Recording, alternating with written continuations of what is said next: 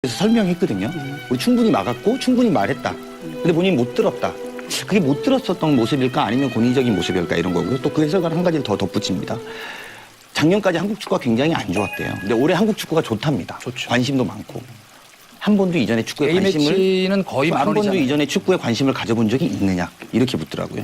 축구에 관심도 없으면서 축구장에 온 사람들을 축구하는 선수들을 무시하는 느낌으로 그렇게 선거운동 했다는 것에 대해서 감정의 문제인 거죠. 감성의 문제인데 아니, 그거는- 가서 축구를 즐기러 온 사람들 앞에서 가가 이랬을 때 흥분하지 말고. 사람들이 그거를 보고 좋아하겠냐라는 거예요. 그러니까 그 정도의 제가 질문을 하나 할게요. 그 정도의 감각도 내가 질문 하나 할게요. 없는 질문. 거죠. 우리 네. 저희도 이제 그 선거 현장을 다녀보면 사실은 옹호하기 위해서가 아니라 이 선거법이 거의 이연령 비연령의 누더기 선거법이라서 공안 검사하기 때문에 이걸 몰랐을 리가 없다 이렇게 하는데 모를 수도 있었다. 왜냐하면 이게 너무나 복잡해요. 그리고 이 앞에도 보면 뭐 3월 16일인가 또 그 5당 대표는 또 가서 했는데 거기는 무료기 때문에 괜찮고 근데 나중에 보니까 또 거기에 절반은 또 돈 내고 들어왔다 그리고 그렇기 때문에 문제는 이 대응은 잘못했어요. 제가 보기엔 바로 그때 현장에서 말하자면 사과를 했으면 끝났어요. 근데 그걸 갖고 뭐 정치적으로 막 뭐 책임을 묻고 하는 거는 적절치 않은 것 같다. 이 부분은요. 소동대응은 잘못됐다. 이 부분은 선거법 논란 문제는 아니에요. 아니에요. 네, 선거법 가벼운 위반 경고 문제가 맞은 아니에요. 문제예요. 그래서 공안검사인데 선거법도 몰랐냐라고 하는 것은 적절한 그건 공격 프레임이야. 포인트는 아니다라고 그럼. 저는 봐요. 이게 이제 그 축구협회 내부 룰의 문제죠. 축구협회. 그 규정을 위반했기 때문에 문제가 되는 거죠. 그래서 저도 이제 정치인들은요. 동네 그 축구대회 무슨 운동대회 하면 맨 거기 가서 인사하는 게 일이지 뭐. 일이에요. 조기 축구예요. 네. 예.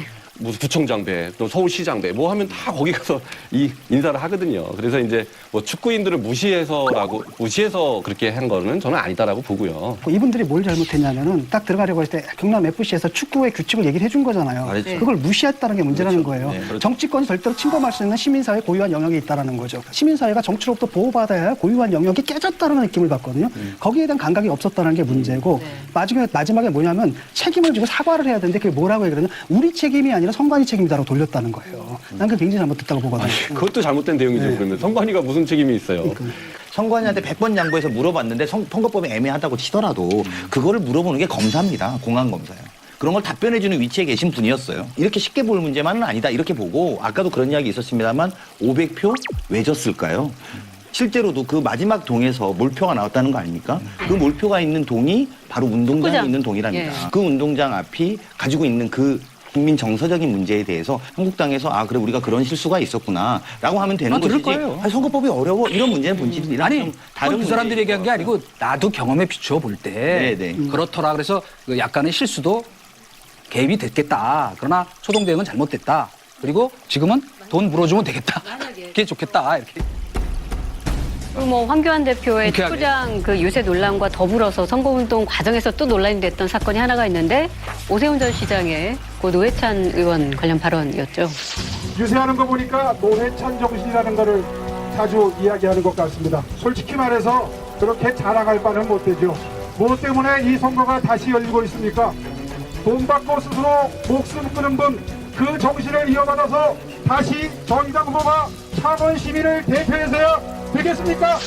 아마도 그것 때문에 진보 쪽 유권자들이 좀 결집하는 데 도움이 되지 않았을까 그런 생각이 들고 그분이 원래 이제 그런 말하고 좀 잘 안 어울리는 이미지를 갖고 있었는데 그런 말까지 하는 걸 보고 나는 굉장히 급한 모양이다 이렇게 생각을 했죠. 오세훈 전 시장은 이런 얘기를 할 자격이 없다라고 저는 생각했어요. 왜냐하면 고 노회찬 전 의원이 불행한 일을 당하게 된 이유가 원외 정치인에 대해서 정치 자금을 조달할 수 있는 길을 완전히 막아버려가지고 그렇게 된 거 아니에요? 그 법을 누가 만든? 그게 오세훈법이에요, 오세훈법. 아 맞다. 맞습니다. 예.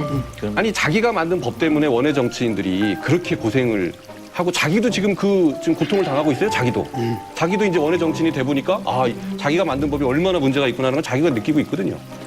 근데 그런 원인을 제공해서 불행한 일이 발생을 한 건데 거기다 대놓고 원인 제공자가 이렇게 조롱하는 것은 저는 인간적인 도의로도 그렇고 정치인으로서 절대로 저는 그래서 많이 화가 나더라고요. 네. 제가 그냥 조금만 분석적으로 말해보면 전략기획위원장이시니까. 분석적으로만 말해보면 선거를 한국당 입장에서 아까 경남FC의 논란과 이 오세훈 전 시장의 발언이 굉장히 미치는 영향이 컸는데 오세훈 전 시장이 고 노회찬 의원을 모욕한 것은 민중당의 약 지지층들이 있습니다.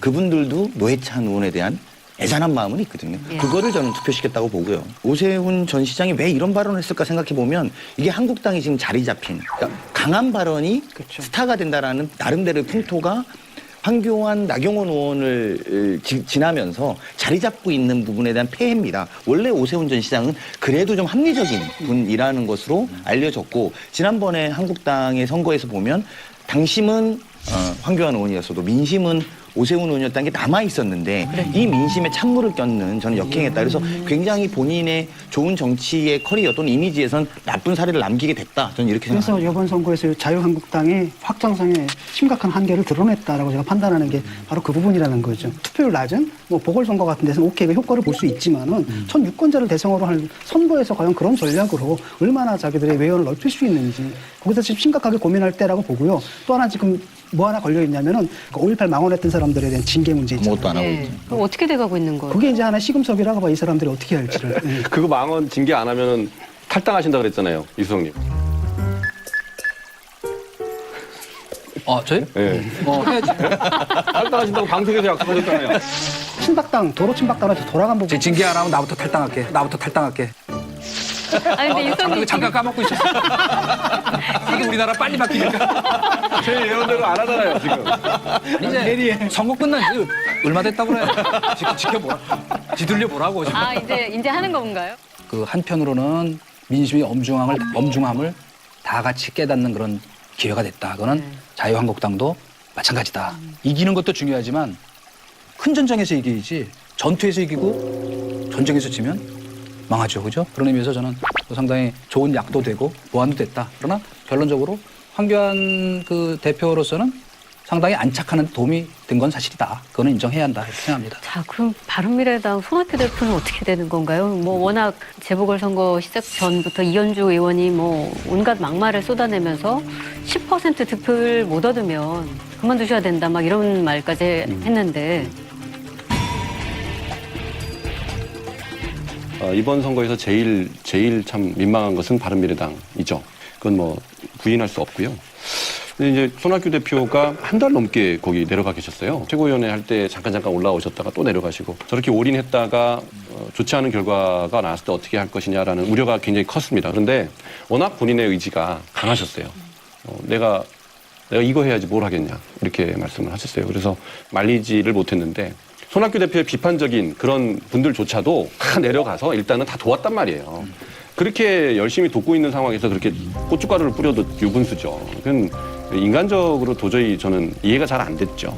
그런데 이제 어처구니 없게도 어쨌든 그게 더 지금 힘을 발휘하게 되는 상황이 됐어요. 그래서 내부적으로는 조기전대를 해야 되느냐 또는 비대위 체제로 가야 되느냐 뭐 이런 논의가 있고요. 아마 손 대표의 리더십에는 뭐 굉장히 큰 타격이 발생한 건 움직일 수 없는 사실입니다.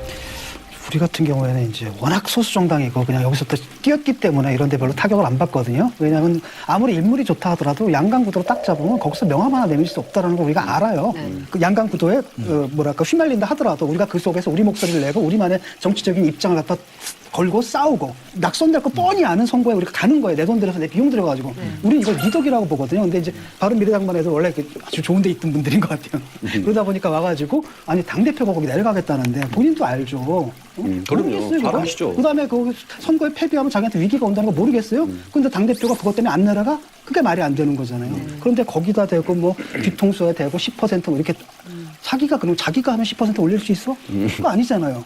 어떻게 그런 식의 비판하는지는 이해가 안 가요. 근데 이현주 의원이 참 아이러니하게 오히려 한국당 황교안 대표하고는 굉장히 훈훈한 분위기를 연출하고 있는데 이건 또 어떻게 된 걸까요? 가고 싶은가 보죠. 근데 저는 이런 모습이 없어져야 된다고 생각을 하거든요. 저는 이제 이런 분들은 정치하면 안 된다고 봐요. 정치인이 자기의 정치적 입장을 밝힐 때 내가 왜 정치적 신념을 바꿨는지에 대한 국민적인 해명이 있어야 되거든요. 공적 해명이 있어야 되는데 한 번도 없이 딱딱딱딱 계속 옮겨가고 있어요. 이젠 저까지 간단 말이죠. 이제는 거의 그 자유한국당 내에서 상당히 극단적인 축까지 갔단 말이죠. 또 하나는 뭐냐면 그 발언의 질 같은 거 있잖아요. 저게 과연 정치적 언어로 우리 사회에서 통용이 되어야 되느냐라고 했을 때 가장 질 낮은 정치적 언어를 사용하고 있거든요. 그래서 이런 분들은 좀 퇴출 좀 시켰으면 좋겠어요. 근데 탈당 안 하겠다. 특히 아니, 그 탈당이 아니라 예. 유권자들이 그냥 정치에 대해서 없애야 돼 이런 것들. 이런 분들은 제명을 해버려야 돼요. 정치가 어쨌든 말로 하는 거고 말에 공격을 하는 거지만 최소한의 품격과 최소한의 도리라는 게 있는 거 아닙니까? 자당의 대표이잖아요. 그리고 자당의 대표가 그렇게 헌신하고 있는 고령의 정치의 선배인데 이런 식의 표현 벽창호다, 찌질하다 이런 식의 표현으로 본인이 무엇을 인정받으려고 하는지 저는 오히려